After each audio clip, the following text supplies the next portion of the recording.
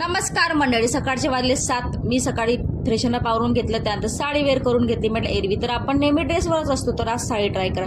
मग काय, साडी घालून सगळे कामं करायला लागले. स्वयंपाक, चपाती भाजी बनवून घेतली, कुकर लावून घेतलं. त्यानंतर मुली झोपेत न उठल्या, त्यांना फ्रेशनअप आवरून घेतलं, तर तशी रडत होती इथे, कारण तिला असं वाटत होतं मी साडी घालून कुठेतरी बाहेर चालली. त्यानंतर तिचं जेवण आटपून घेतलं. त्यानंतर ती इथे खेळत होती, तर मी खाली जाऊन पटकन बिस्किट घेऊन आले, घरातला केर काढून घेतला, पाण्याच्या बॉटल्स भरल्या आणि बनवली स्वतःसाठी कॉफी. तर खरं सांगायचं तर कॉफी झाली होती खूप अशी कडू. त्यानंतर मुली पण इथे चाय बिस्किट खात होत्या, तर आताशी इथे खात होती चाय बिस्किट. मग काय, संध्याकाळच्या स्वयंपाक करायला लागली. मी फ्रेश होऊन देवपूजा करून घेतली अगोदर. त्यानंतर देवाचं स्नामन दिवाबत्ती लावून घेतली, तर आताशी पण इथं माझ्याबरोबर देवपूजा करत होती.